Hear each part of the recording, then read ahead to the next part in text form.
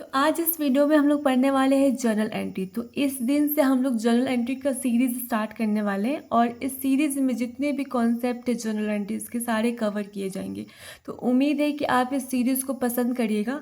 तो वीडियो को स्टार्ट करते हैं। इस वीडियो में आज हम लोग क्वेश्चन सॉल्व करेंगे। तो सिंपल से क्वेश्चन है जर्नल एंट्रीज के, तो वो सॉल्व करेंगे और देखेंगे कि किस रूल्स और रेगुलेशंस के थ्रू जो है ये जर्नल एंट्री बनते हैं और कितनी जल्दी आप जो है कितनी आसानी से जर्नल एंट्रीज को आप कर सकते हैं। तो वीडियो को स्टार्ट करते हैं और क्वेश्चन को पढ़ना शुरू करते हैं। क्वेश्चन क्या है हमारा? ये क्वेश्चन जो है हमारा जर्नल एंट्री का क्वेश्चन है और ये हमारा टीएस ग्रिवाल का क्वेश्चन है। इलस्ट्रेशन 3 है, ठीक है। हमारा पहला क्वेश्चन है कि क्वेश्चन क्या है ना कि 2013 का ये डेटा दिया हुआ है और ट्रांजैक्शन है पूरा। और सबसे पहला जो ट्रांजैक्शन है 1 जनवरी का हुआ है कि business start with cash. Business start हो रहा है कैश के साथ। कितना कैश के साथ? 50,000, ठीक है। 50,000 के साथ स्टार्ट हो रहा है।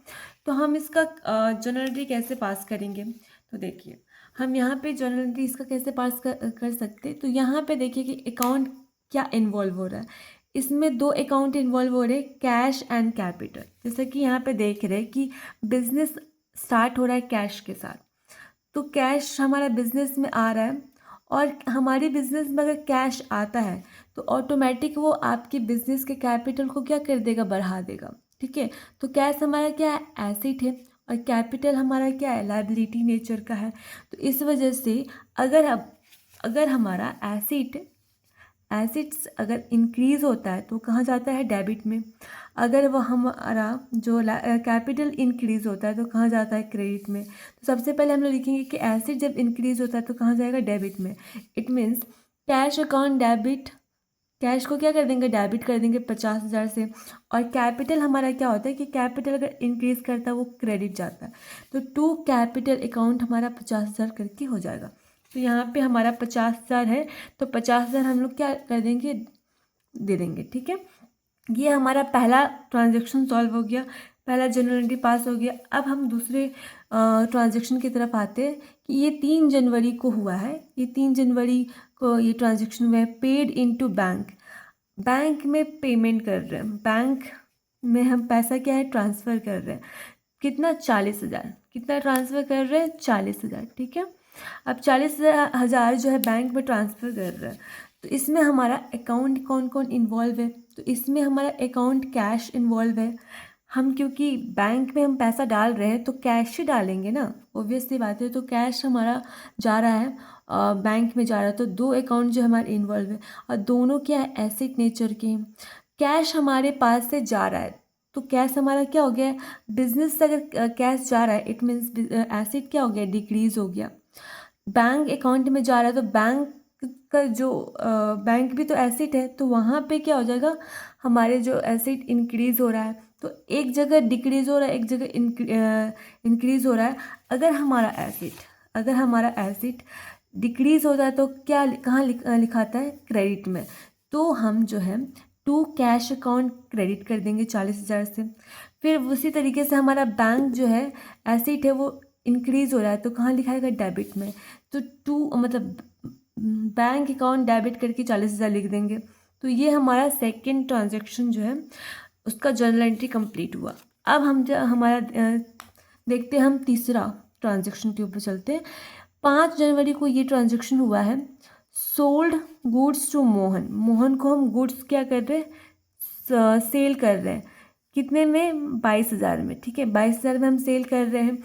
तो अब हमारा जो है यहाँ पे कौन कौन से अकाउंट जो इन्वॉल्व है?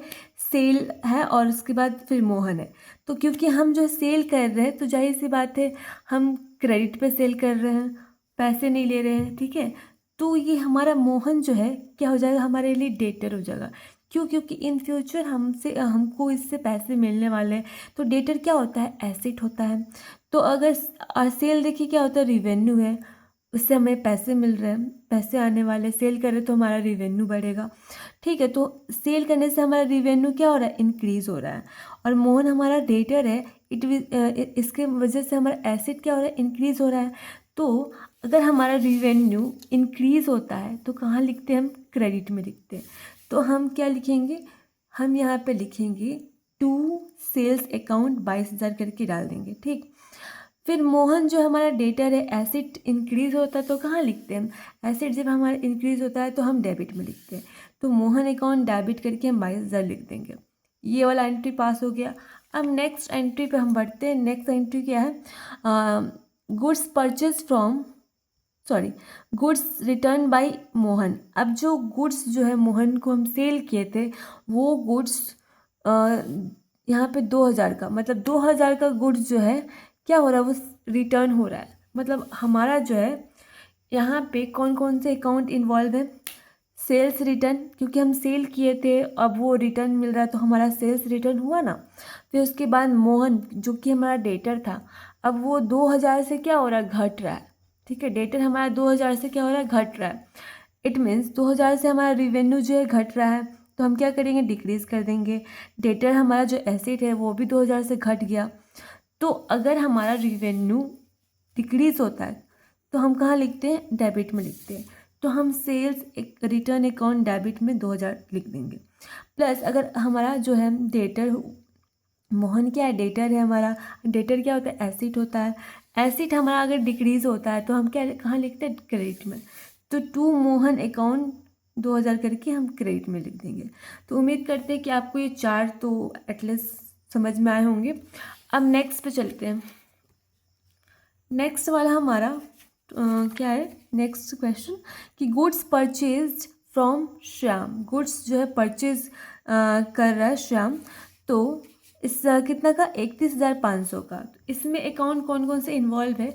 तो इसमें अकाउंट जो इन्वॉल्व है परचेज है और फिर श्याम है। परचेज क्या होता है, परचेज हमारे लिए एक्सपेंसेस होता है, और श्याम जो है बिजनेस के लिए क्या हो गया, क्रेडिटर हो गया, क्योंकि वो सामान उससे उधार में लिया है, तो वो सामान इन फ्यूचर उसको पेमेंट करना है, इस वजह से वो क्रेडिटर हो गया।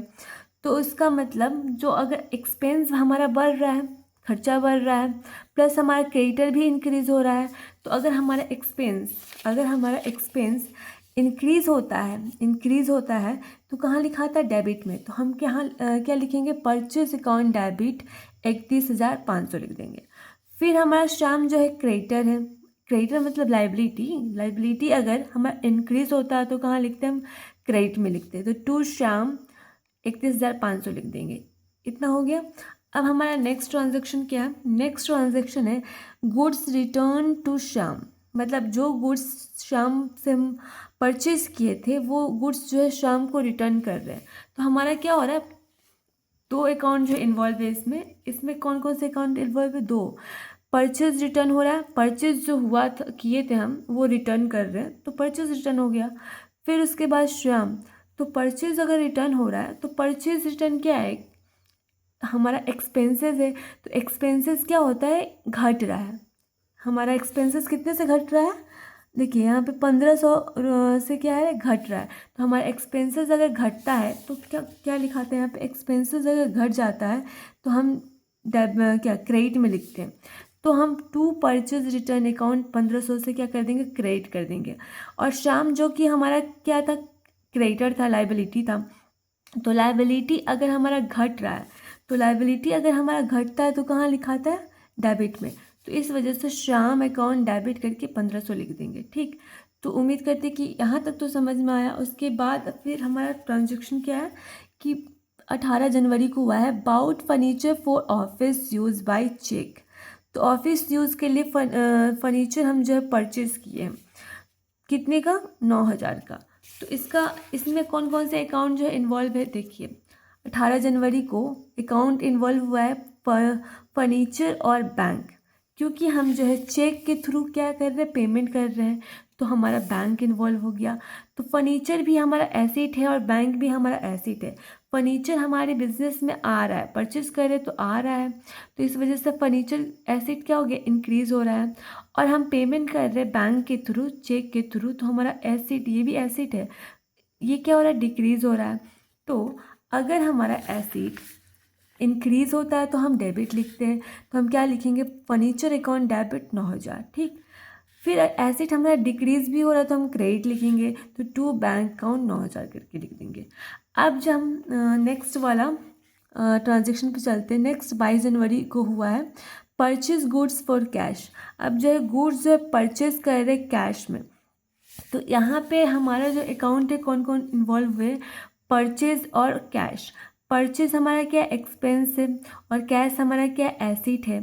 अगर हम परचेज कर रहे हैं, ठीक है, परचेज कर रहे हैं तो एक्सपेंस हमारा क्या हो रहा है, बढ़ रहा है। तो एक्सपेंस अगर बढ़ता है तो कहाँ पे लिखते हैं, डेबिट में लिखते हैं। तो हम परचेज अकाउंट डेबिट करके 1000 लिख देंगे, ठीक। अब जो है हमारा जो है एसेट, क्योंकि परचेज कर रहे हैं, पेमेंट कर रहे हैं कैश से, तो एसेट क्या है, डिक्रीज हो रहा है। तो हम अगर एसेट डिक्रीज होता है तो कहाँ लिखते, क्रेडिट में लिखते। तो टू कैश अकाउंट करके हम कहाँ लिख देंगे, क्रेडिट में लिख देंगे 1000। तो उम्मीद करते हैं कि यहाँ तक समझ में आया होगा आपको। अब हमारा नेक्स्ट ट्रांजेक्शन क्या है, 22 जनवरी को पेड कार्टेज कितने का, 50 रुपये कार्टेज को पे कर रहे हैं।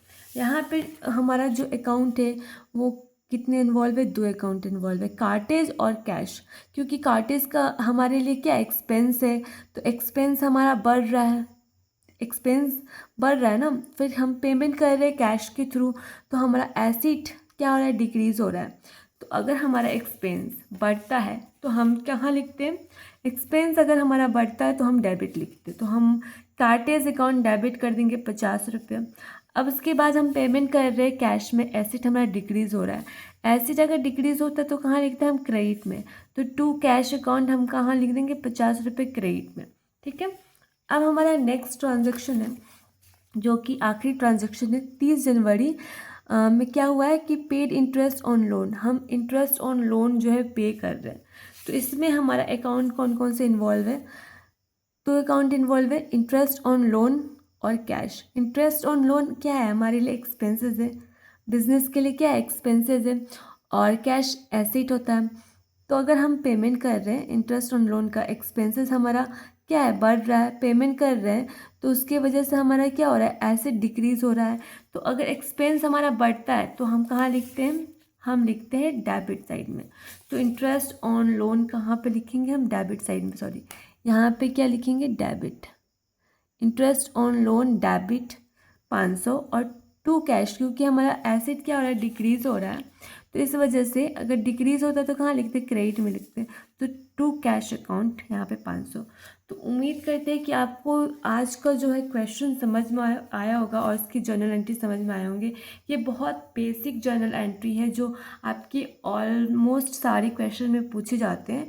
उम्मीद करते हैं कि आज का वीडियो समझ में आया होगा और पसंद भी आया होगा। तो अगर इसी तरीके से वीडियो पाना चाहते हैं तो वीडियो को सब्सक्राइब लाइक कीजिए और चैनल को सब्सक्राइब जरूर कीजिए।